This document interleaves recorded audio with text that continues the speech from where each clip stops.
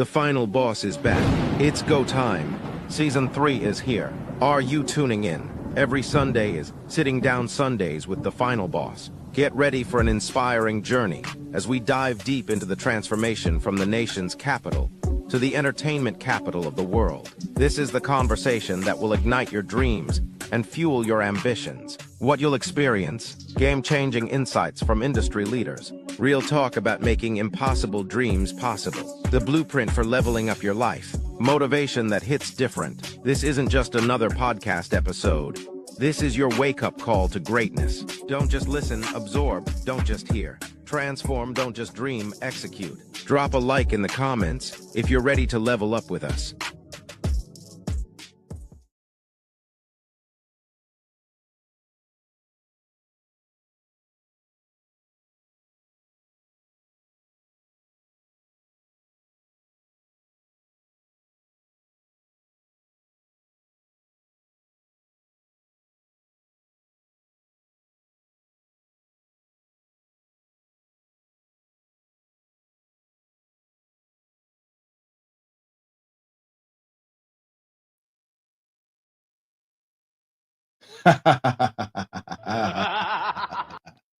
Welcome to the Final Boss Podcast, man. Welcome. It is great to be here, and we got a great show for you tonight. We have a great show for you tonight. A great show. Man, this is episode number 126, and we're coming off of the illustrious episode 125, where I had a panel of efficient, proficient, very concise military individuals, ranking from full bird colonel to myself. And let's give a shout out to them, because that show was incredible. And listen, and now, since I have a taste of what it's like to host a panel, I'm going to have more panels. I need to have more panels, man. Listen, it is going to be awesome. I have some ideas out there. The sensei and I are putting together a panel right now to talk about education and the two sides of the coin. Should you continue to further your education outside of high school, or should you go in the direction of a trade school? Or does either one even matter anymore? Yeah, we're going to be talking about that very soon as we put that panel together. It's going to be fire. Listen, that conversation is, and look, and I said, man, this conversation is just as divisive as talking about politics, religion, and race. But you know what? This is the Final Boss Podcast, man. And what we do here, we have the most difficult of conversations.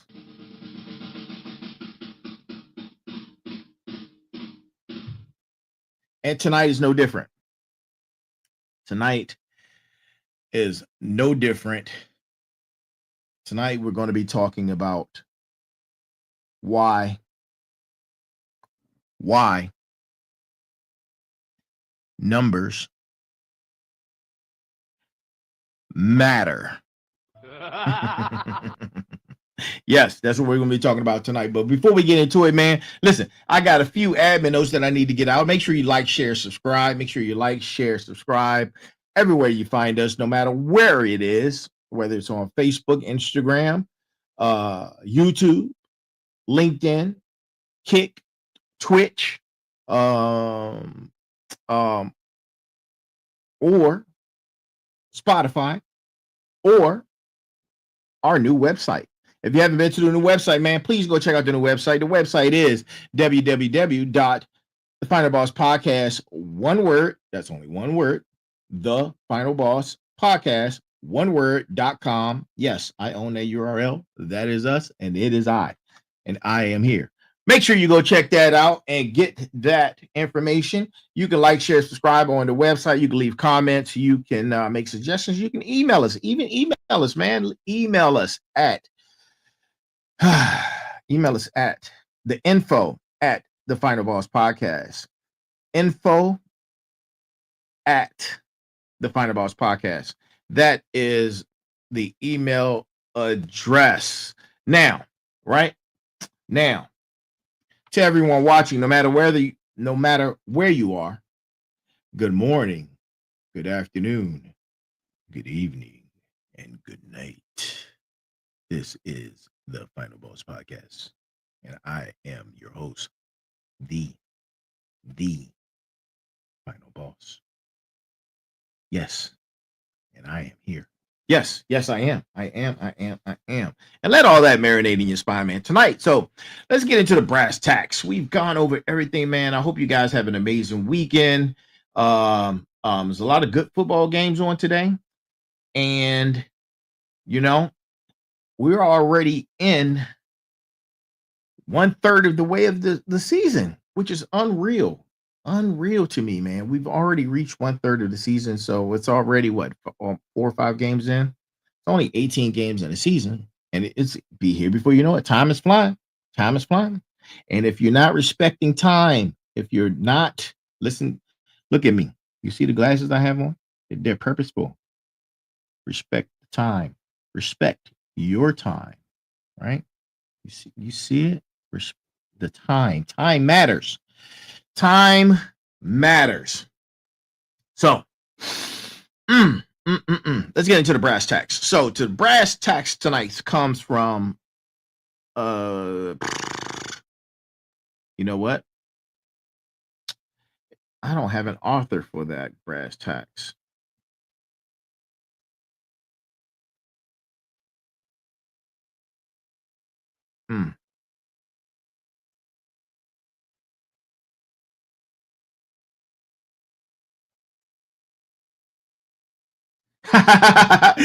Here's the brass tacks for tonight. Oh boy. Listen, I'm gonna get y'all fired up tonight, man. Listen, tonight is going to be a subject that you do not want to miss, and you're going to want to go back and make sure that hey Chikondi, make sure that you watch on repeat. That's the type of show we're having tonight. So tonight's brass tacks comes from Vin Scully. Vin Scully. And here it is. Statistics. That's a word that some of y'all can't say. I already know. Listen, I remember being a kid having the most difficult of times trying to say statistics. But my uncle used to tease me because I couldn't say it. But I eventually got it, man. I eventually got it as a kid. So statistics are used much like a drunk uses a lamppost for support, not illumination. Again, tonight's brass tacks. Statistics are used much like a drunk uses a lamppost for support, not illumination. That comes from Vince Skelly, and let's give it up for him for that amazing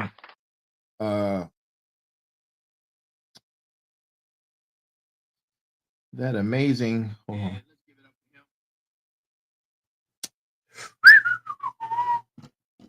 Got that.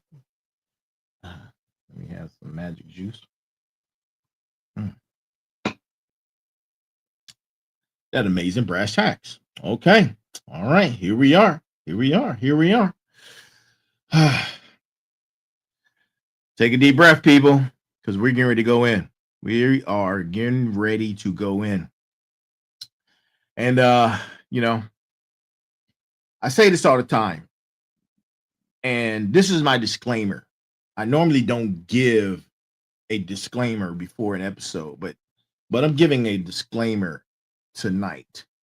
Tonight's disclaimer coincides exactly to what I'm talking about. And that's numbers. I had a episode from season one. I had an episode called Words Matter. Words Matter. And you see nowadays, in this very time, on this very timeline that we're in, that words matter. You hear it all the time. Words matter. You hear and see how words are being weaponized. Yes, words are being weaponized. Words. Man, I'm not going to go through a list of the words that are weaponized. Maybe I'll do that next week and talk about all the words that are being weaponized, right? Yeah, you know what? Boom. That's going to be next week's topic, unless something better comes along. Words that are weaponized. All right. Numbers are weaponized too, right? And you can hear and see, and before I say that, which is something that's so strange to me, how people in the media, I'm not going to call them the media anymore. I'm going to call them, let's just say mic check, right? We're not going to call them media anymore. We're going to call them mic check. How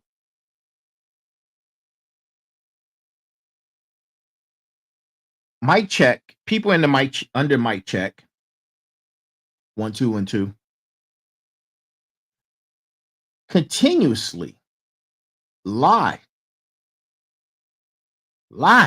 just blatantly lie about numbers, statistics, right? For their base, for their cause. And I have a problem with that. See, I have a problem because when you lie in my face and you're on that platform,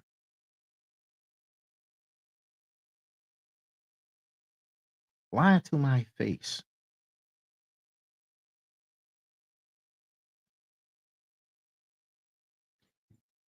That makes me believe that you think I'm stupid, that we're all stupid, because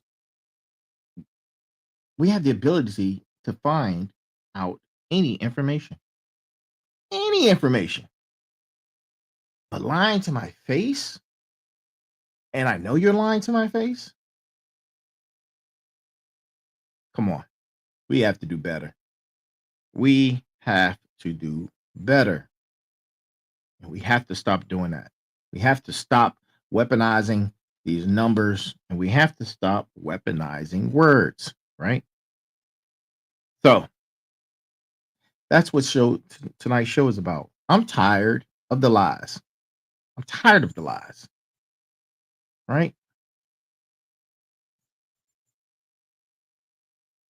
the lies.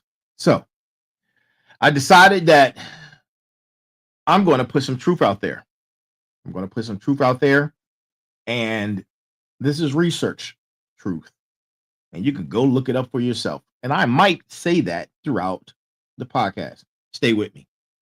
Because tonight is tonight's going to be one of those shows. And I'm sorry for being long in the beginning, but we're going to get ready to get into it. So let me know, good people. Let me know how you feel about that.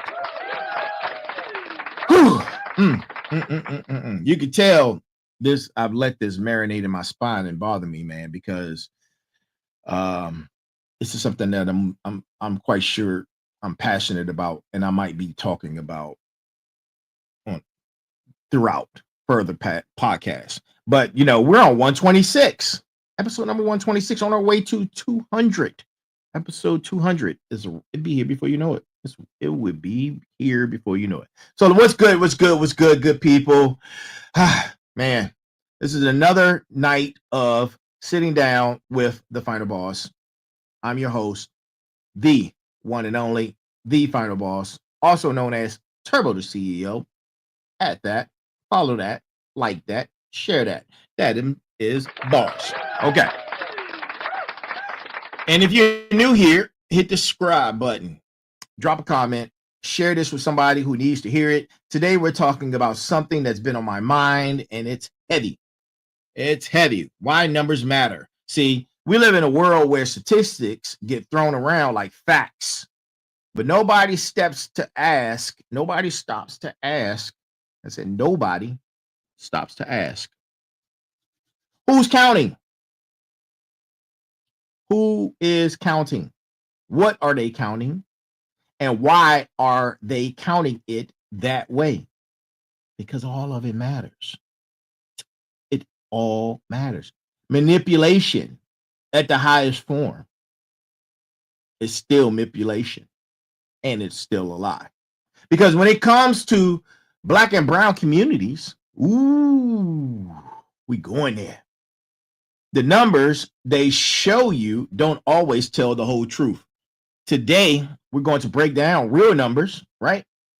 The honest, truthful, factual data about economic power, crime statistics, incarceration rates, and how the narrative gets twisted. And man, we're getting ready to get into it. Let's get ready to get into it, right? So, before I go ahead and do this,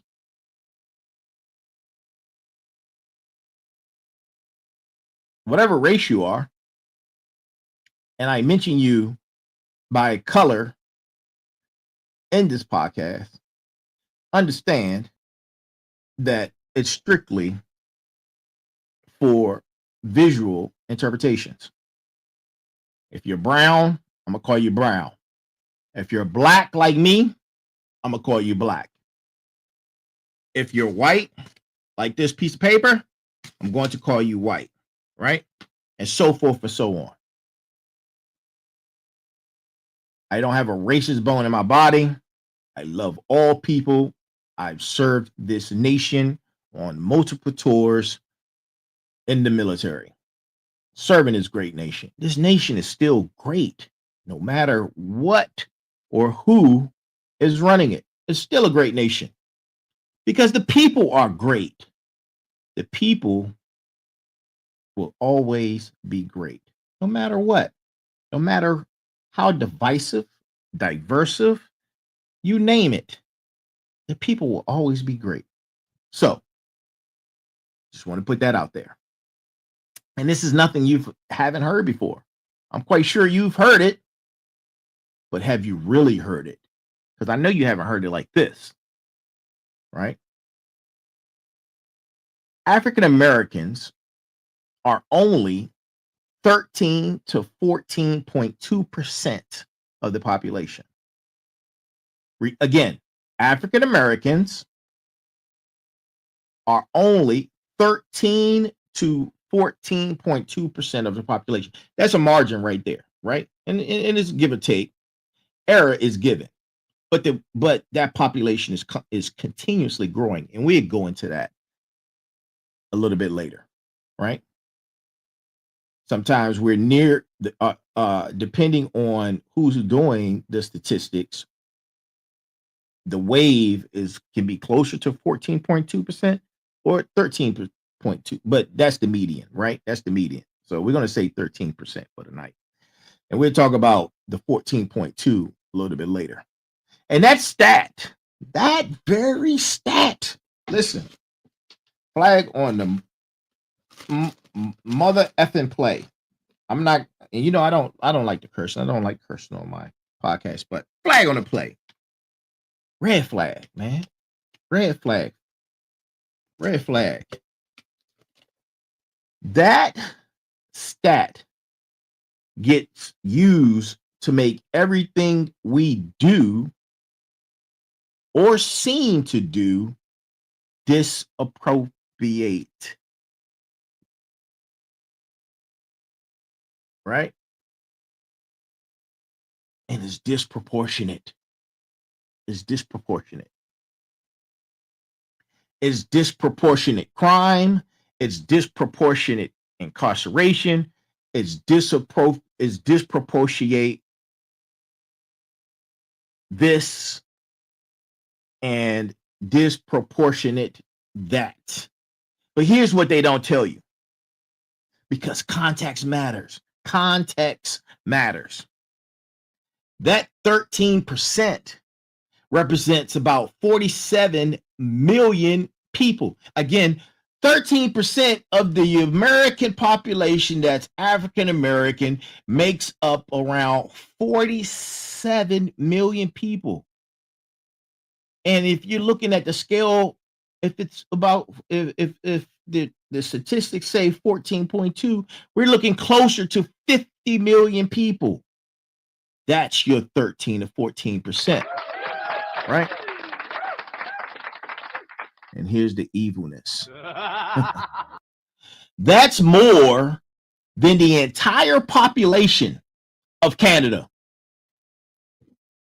Did you hear what I just said? Did you hear me?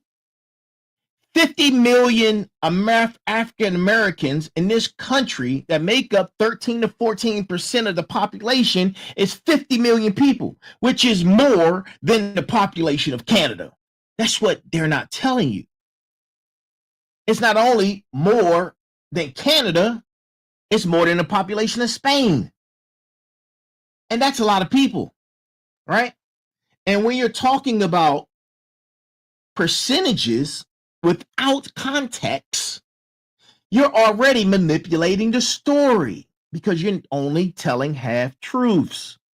Because the same 13% has created multi-billion-dollar industries, right? Built generational wealth, and in spite of systemic barriers and contribution and things that have contributed to American culture in ways that are immeasurable. The problem is when statistics are weaponized to paint a picture of deficiency instead of acknowledging the full complexity of what those numbers represent. We're going to be talking about that because that's dangerous. It's dangerous. So let's talk about everybody's favorite thing. Everybody's favorite thing is money. So let's get to the brass tacks of the money. African American buying power is estimated to be at over, God damn it.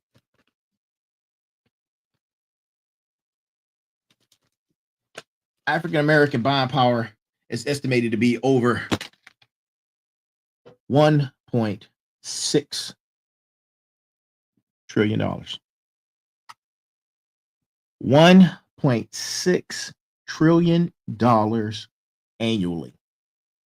Some estimates put it even higher. By 2024, we're talking close to $1.8 trillion in purchasing power. Think about it. 1.8 trillion. That's larger than the GDP of most entire countries. That's more than Mexico's entire economy. That's more than Australia's GDP. And here's the paradox. If we're generating and spending trillions of dollars, how are we simultaneously being portrayed as economically deficient? How does the math work? Well, common sense would say it doesn't. And guess what? It doesn't. What's happening is a deliberate focus on wealth gaps and poverty rates without acknowledging the massive economic engine that exists within our community. Yes, there are disparities, and we'll talk about those in a second. But the narrative That black folks aren't economically powerful is statistically false. The real issue is where that money goes. That's the real issue. Studies show that money circulates in the African American community for only 6 hours before leaving. And that's a problem. Compared to 20 days in the Jewish community, 28 days in the Asian community. And think about that. Think about that conversion. We should be having not whether we have money, but how we're keeping it. That's the big question. Now, right? Because we're going to talk about the elephant in the room. Elephant in the room. Final Boss Nation, to my final bosses, to my smarts, to my warriors, to my motivators, the elephant in the room. Let's talk about crime. Let's talk about crime statistics because this is where this is where the numbers really matter. All of them matter. But here is how you control the culture of a people. Right here. We're going to talk about that. The elephant in the room. Crime statistics. You constantly hear that black people commit the most crimes or are disproportionately criminal. But that's not the truth. It is farther from the truth. Right? African Americans, and I'm going to say this, African Americans do not commit the most crimes in America. I'm going to say it again. African Americans do not commit the most crimes in America. In fact, it's impossible. If you look at the statistics, if we only make 13% of the population, 50 million people out of 300 and close to 90 million, right? It's impossible. In fact, white Americans commit the majority of crimes and total numbers across nearly every category. And that's not me talking. That's the FBI talking. That's FBI data. You can go see it and research it for yourself. What people are actually referring to is arrests and conviction rates. And hear me out. Hear me out when I say what I'm about to say. Most people are actually referring to arrest and conviction rates in specific categories, particularly violent crime. But even that needs further context. First, arrest rates are not crime rates. Arrest rates are not crime rates, right? You see a lot of people getting arrested even when they haven't committed a crime. You see that right now. These 3-letter agencies arresting people and they haven't committed a crime. They've been violated and they'll see they did in court, but no crime was committed. They measure, which is what this is called, police activity. Police activity, not criminal activity. If police are disproportionately deployed to black neighborhoods, which they are, you see what's happening right now. It's happening. You're going to see disproportionate arrest numbers, not crime numbers. Second, crimes are not solved equally. White collar crimes, environmental crimes, corporate fraud, these, for the most part, go under what we like to call under prosecuted crimes, while street level crimes are 100% over policed. Third, poverty and crime are linked regardless of race. See? You see that statistic I just gave you? Poverty and crime are linked regardless of race, because they're poor people. If you're poor, you're poor. And poor neighborhoods are over policed. It doesn't matter what color you're of your skin, right? So when you have poverty and crime that are overly policed, you control certain socioeconomic factors. Those factors include poverty or poverty rate, unemployment, education access, neighborhood disinvestment, racial disparities in crime rates shrink significantly. Poor white communities have similar crime patterns to poor black communities, but we don't talk about white on white crime as a cultural issue. The statistics aren't wrong because the math is bad. They're misleading because the context is deliberately removed.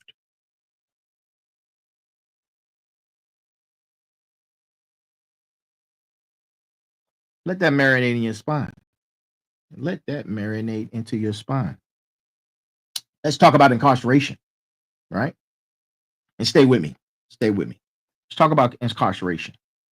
African Americans make up about 38%. 38%. Look, African Americans make up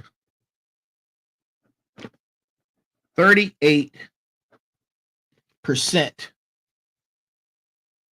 I don't know if you can see that because of my bright lights, but yeah, African Americans make up 38% of the incarcerated population, while being 13% of the general population. Those are facts. But here's what that number means. What that number means is that the system is broken. Black men are incarcerated at nearly 6 times the rate of white men. Black women are incarcerated at nearly twice the rate of white women. Again, this is FBI statistics. 1 in 3 Black boys born today can expect to be incarcerated in their lifetime. If current trends continue, 1 in 3. 1 in 3. And let that marinate in your spine. Let that sink in, man.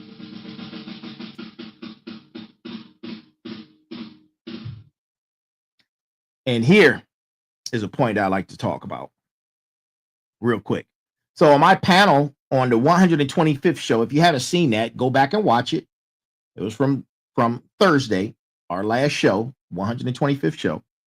I had a panel of 5 individuals who were prior service military, who have reached a pinnacle in their career, from full-bird colonel to master sergeant, right? Each one of us, for the most part, 90% of that panel, I'm gonna say 98.9% of the panel were first-year college graduates in their family. First year. Let that think in, man. Let that sink in. It's 2025. And a lot of us are still first generation college graduates. Let that sink in. That's why education matters, right? Because when you're educated, you do better. That's a known statistics. Now, do we believe that Black people are inherently more criminal? Or do we acknowledge that this is the result of one, harsher sentencing for the same crimes, two, the war on drugs that targeted Black communities,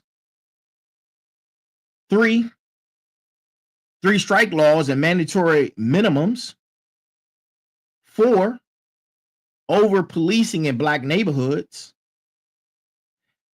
five, lack of quality legal representation, and six, systemic bias at every level of the justice system. Studies show Black and white people use drugs at similar rates. This is a fact.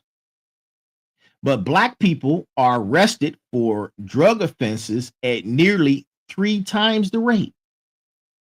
Same behavior, different outcome. That's not a crime problem. That's a system problem. Now, let me break down the numbers because I don't want you to get it twisted. And you think I'm telling you the wrong story. This story is about manipulation. Manipulation number one. They actually have a title for it. It's called cherry picking data. This is where they show you arrest rates, but not conviction rates, right? Remember in the beginning when I said you can get arrested all day long, even without committing a crime. These agencies are showing you right now your rights are being violated. But here's the statistic that matters. They will show you arrest rates, but they won't show you conviction rates. They'll show you poverty rates, but not economic growth. They choose the numbers that fit the narrative. The second manipulation is ignoring historical context, right? And I want you to hear me out. Hear me very carefully. You can't talk about Black wealth without talking about redlining. The GI Bill exclusions, Jim Crow laws, and the destruction of Black Wall Streets all over this country. Context changes everything. Manipulation number three, comparing percentages without absolute numbers, which is a big one, right? Numbers that say when you're 13% of the population, any issue affecting your community will look disproportionate. But percentages hide the humanity and the scale. I hope you understand what I just said. Manipulation number four, correlation versus causation. Just because two things happen together doesn't mean one causes the other. Being Black doesn't cause poverty or crime. Systemic racism, economic disinvestment, and historical oppression create conditions that correlate with the outcomes.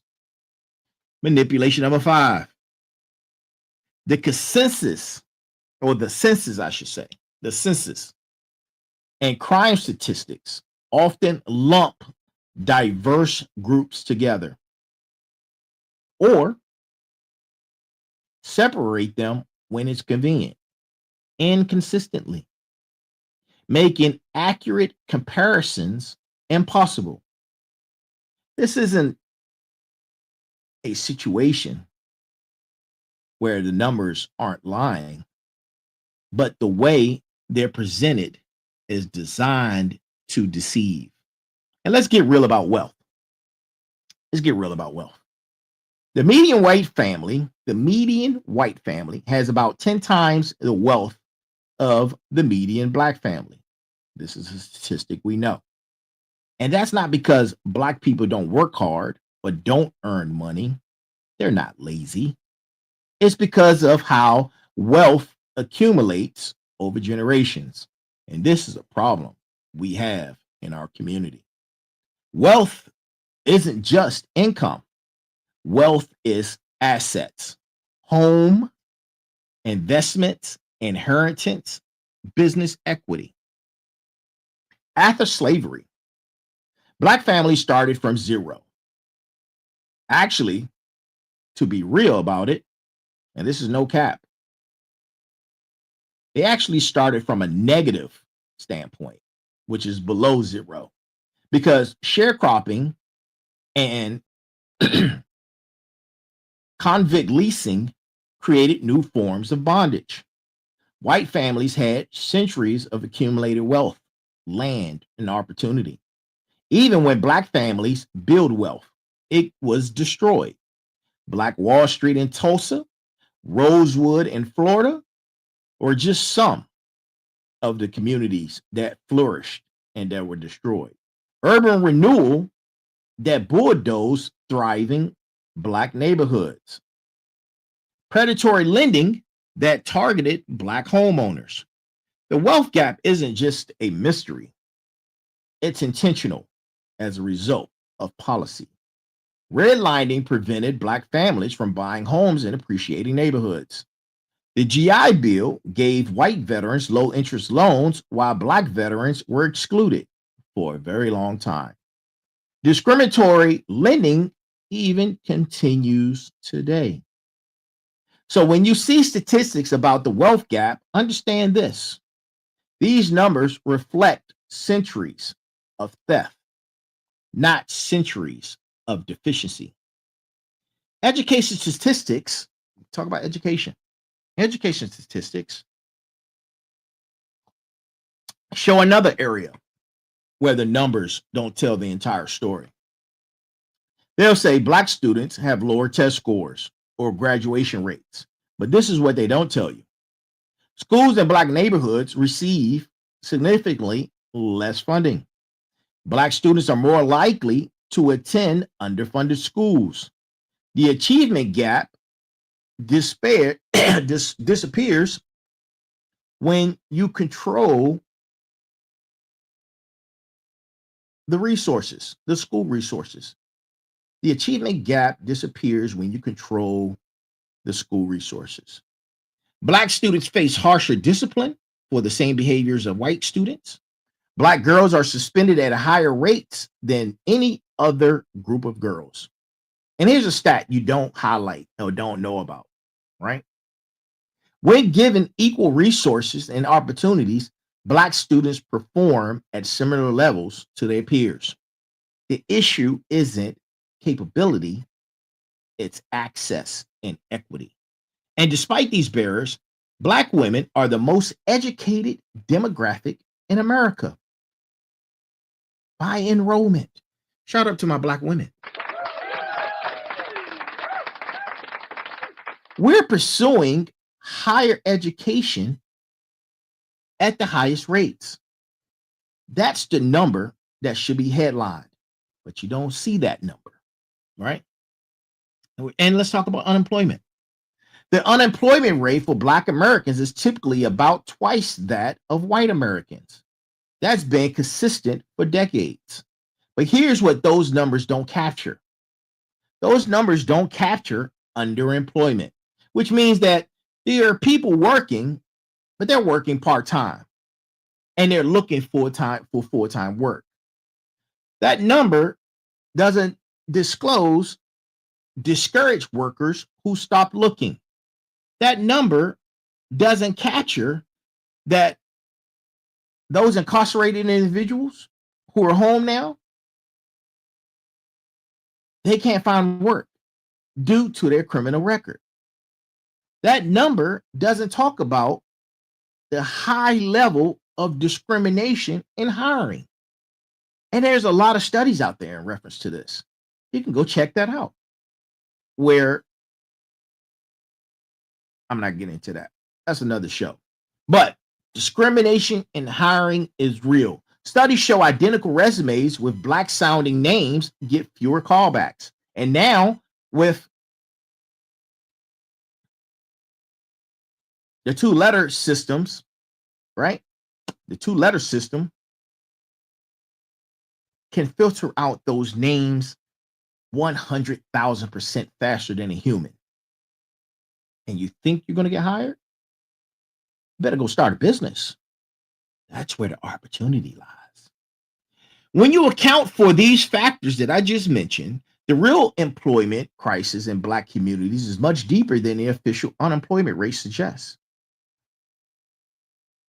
When you talk about jobs and black workers, or the jobs that black workers do get, we're overrepresented in essential work, healthcare, transportation, service industries, military, the jobs that keep America running, the jobs that kept America running during the pandemic.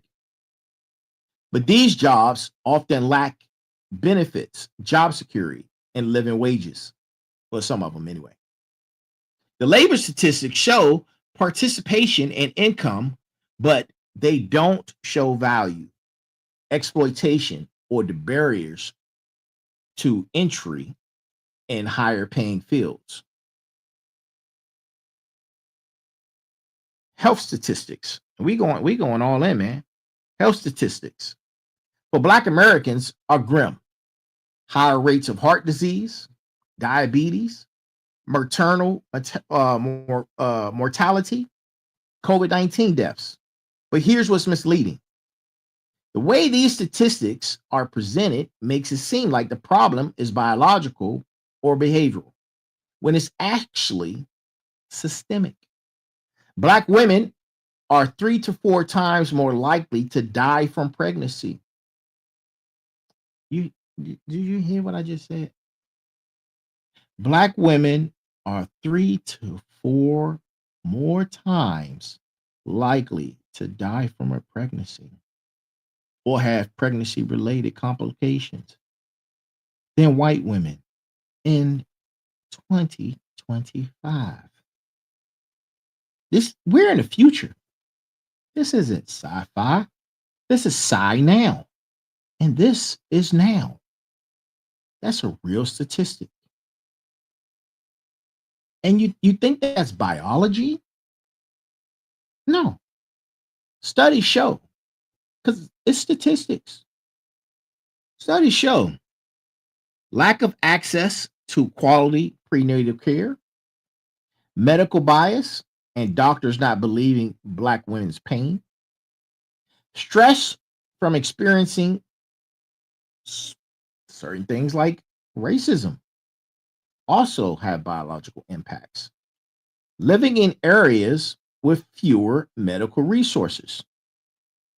When you control for income and education, many health disparities shrink but don't disappear, because racism itself is a health stressor. Let that marinate in your spine. The characteristic of racism by itself is a stressor. They want you to crash out, man. I'm telling you, the things you're seeing right now is deliberate. Hold fast. The numbers show the problem exists, but the framing hides the root cause. It's not about personal choices or genetics. It's about access, bias, and environmental factors. When you want to talk about home ownership, right? Home ownership is a primary wealth building tool in America. And statistics show a massive gap in home ownership. White home ownership white home ownership is around 74%, while Black home ownership is around 45%. But here's the part they don't emphasize. Even when Black families own homes, those homes are valued less. Recent studies show that homes in majority Black neighborhoods are undervalued by an average of $48,000. compared to similar homes in white neighborhoods, that's about 156 billion in cumulative losses. There are documented cases of black homeowners getting lowball appraisals. You've seen it on the news. Then having white friends represent them in the same home and getting appraisals of up to $300,000 more. Same house, different perceived owner, different value. This is how statistics get cooked. The home ownership gap is bad, but the devaluation of black owned property is a hidden statistic that compounds the wealth gap in ways that don't show up in simple ownership numbers. Now, when we talk about the statistic of entrepreneurship, right? Now let all that I just said marinate in your spine. Right? Here's a stat you don't hear enough. Shout out to the black women, because black women are the fastest growing group of entrepreneurs in America. And they have been. And the statistic was first noticed in 2014. And between the time of 2014 and 2019, black women started businesses at a rate higher than any other demographic. In fact, there are over 2.7 million black owned businesses in the United States, generating over 200 billion in revenue. Now think about that. Almost 50 million people, and we own or started 2.7 million businesses yearly. That's an annual statistic. Think about that. Let that marinate in your spine. But there's a catch to this. Black owned businesses receive only 1% of venture capital funding. Only 1%. They get loans at higher rates, and they start with less capital. So when you see statistics about black businesses and their success rates or revenue compared to white owned businesses, remember, we're running a race. And this is sad. There's a race being ran, and somebody is wearing ankle weights. And you have to think about this. Despite systemic barriers, less access to capital, discriminatory lending, limited networks, black entrepreneurship is thriving. Imagine what those numbers would look like with equal access. The statistics that show we're behind don't account for the fact that we're not starting from the same starting line, right? And let's talk about investments, man. Let's talk about investments. Our community, let's talk about investments. Let's talk about where investment actually goes. This is where numbers become crystal clear about systemic neglect. Infrastructure spending in black communities receive less investment in roads, parks, public transportation, and public facilities. School funding, predominantly black school districts, receive $23 billion less than white districts nationally, despite serving the same number of students. Healthcare. Hospitals in black neighborhoods have closed at an alarming rate, creating healthcare deserts. Business loans. Black-owned business receive lower amounts and pay higher interest rates for the same credit worthiness. These aren't debatable statistics. They're documented. Yo, what's up, Lex? What's popping? These aren't debatable. They aren't debatable. They're documented funding gaps. But when you only focus on outcomes, such as poverty rates, health outcomes, education scores, that's only showing you part of the story. They show that these investment gaps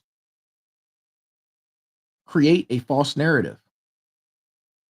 It's a deficiency rather than a disinvestment. Numbers matter because they reveal where resources flow, and they flow away from Black communities. So, how do we reframe this conversation with real numbers, honest numbers, right? Because context is everything. And when you're lying to me in my face or you're manipulating numbers for your case, context is everything.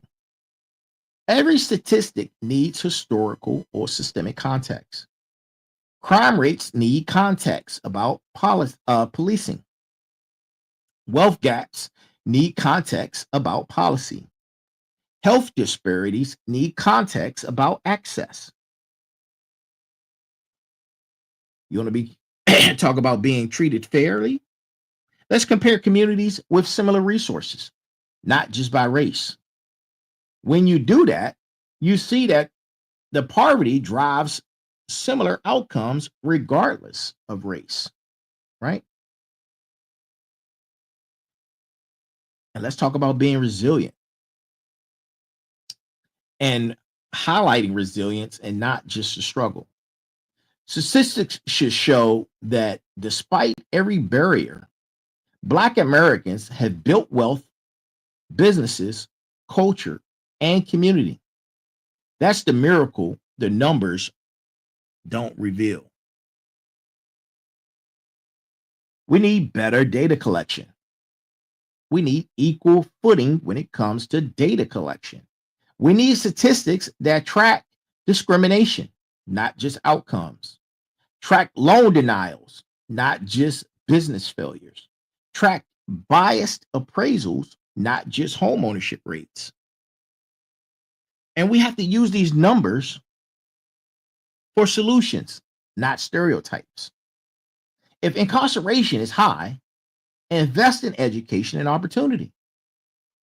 Again, if incarceration is high, invest in what?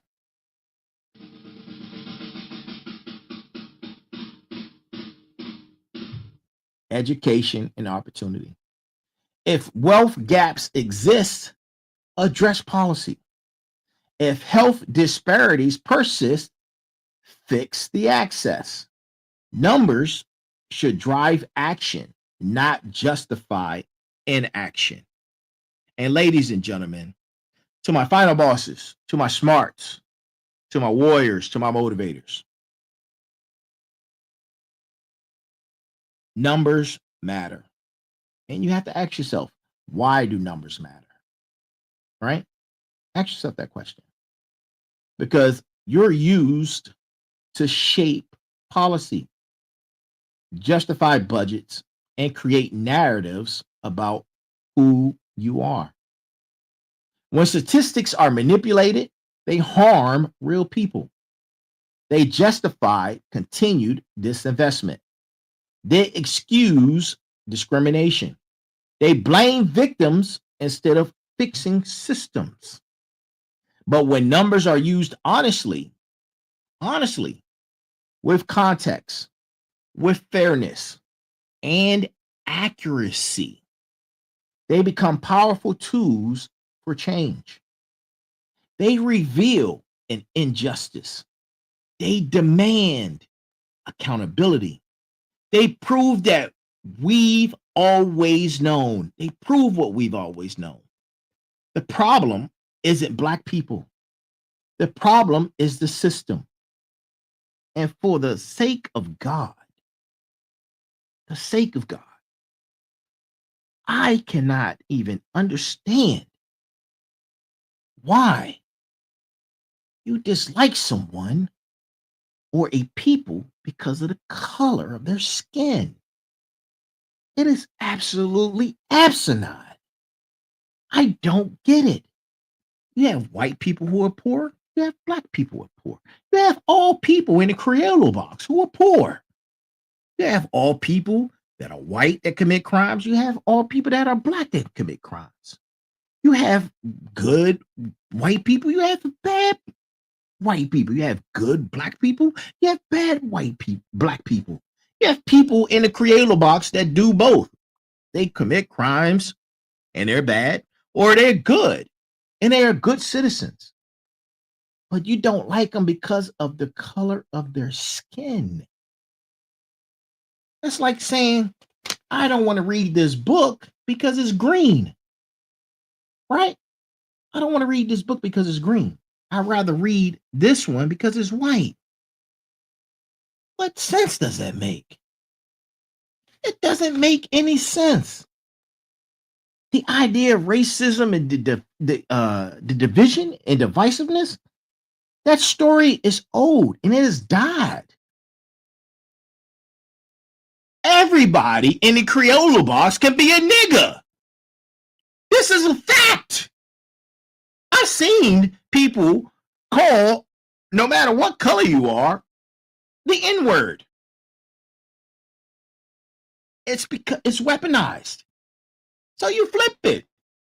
This person in the Crayola box could be a nigga, and this person in the Crayola box could be a nigga. It doesn't matter. It's changing the narrative. It's deeper than the color of the skin. Yes, it is. But it doesn't make sense. The problem is the system. We're not 13% of criminals. We're 13% of a population that's over-policed, under-resourced, and still thrive despite it all. We're not economically deficient. We're generating trillions while being systemically excluded from wealth-building opportunities. We're not failing. We're succeeding against all impossible odds. The real numbers tell a story of resilience, creativity, strength, and survival. And that's the truth that nobody wants to talk about. So the next time someone throws a statistic at you, you ask them, who counted? What did they count? What didn't they count? And why? Because numbers matter. And if you go back to the introduction of this podcast, we make up about 50 million people in this country. 50 million out of 380 million. 50 million. 50 million is a lot. 50 million is more than Canada, the population of Canada, the population of Spain. 50 million is more than most countries on this planet. 50 million with a GDP of about 1.4 trillion. 1.4 trillion in GDP is higher than the GDP of Australia and most countries. You let that marinate in your spine. The statistics, or the math, I should say, as the kids say, the math ain't mathing. And it's time to start speaking truths about it. Why hide it? It's 2025. We're moving into the future. They're not going backwards. As much as you would like the culture to go backwards, it's not happening. The resistance that's happening, that's pushing us forward, is going to continue to push us forward. As you put force and pressure on the neck, you watch and see how strong the culture becomes. And I'm talking about the culture as a whole. I'm not just talking about anyone in particular. The resistance is real, and we're moving forward towards the future. It's happening. It's not sci-fi, it's sci now. So next time someone throws a statistic, you ask them those questions. Then you ask, what didn't they count and why? Because numbers matter. Because numbers matter. And everyone, and I mean everyone, every last single 380 million person or people in this country deserve the truth. And ladies and gentlemen, that's our show for tonight. That's episode number 126. Why numbers matter. Why numbers matter. I appreciate y'all for sitting down with me, the final boss, today. If this resonated with you, please like, share, and subscribe. Comment below, and let's keep the conversation going. You can follow me and this podcast at the Final Boss _podcast on all platforms. And you can also follow me at Turbo the CEO. Right? And this wasn't about politics. This wasn't about religion. This wasn't even about skin color. This was about the truth and numbers. The truth and numbers. There's a perceived reality, and then there's a real reality. The real reality is that those numbers are manipulated. And let that marinate in your spine. And until next Sunday, I will see you then with Sitting Down with the Final Boss. And join me tomorrow at 9 p.m. for Motivation Monday. And then come back with myself and the Sensei as we discuss all things tech for Tech Tuesday. Then you'll see us again. Well, you'll see me again. Sometimes you'll see him on Thursday for special guest Thursdays. And remember this. Stay informed, stay empowered, and remember the real numbers are on everyone's side because we deserve the truth. And let all of that marinate in your spine. That is our show for tonight. There's a huge pain that comes with discipline, but the pain of regret is even heavier. To each and every last one of you who joined us tonight, thank you for joining us. And always, good morning, good afternoon, good evening, and good night to you all, no matter where you are. This is the Final Boss Podcast. I am the Final Boss. Be balanced, be equal, and be smart. Y'all have an amazing night, and I will see you again tomorrow night for Motivation Monday. Y'all have a great night. Y'all take care, man. Salute to each and every last one of you, and love to all. Peace. 3 seasons in, and we're just getting started. You've heard the whispers. You've felt the shift. Now it's time to face the boss. Welcome to Season 3 of the Final Boss Podcast, where every episode is a power move, every guest is a game changer, and every Tuesday, a tech takeover, and every Monday is motivational with special guest Thursdays, and Sitting Down with the Final Boss Sundays, hosted by Turbo the CEO, the architect of insight, the voice of the underground, and your guide through the glitch. Plug in, lock on. This is the Final Boss Podcast. Season 3 starts now.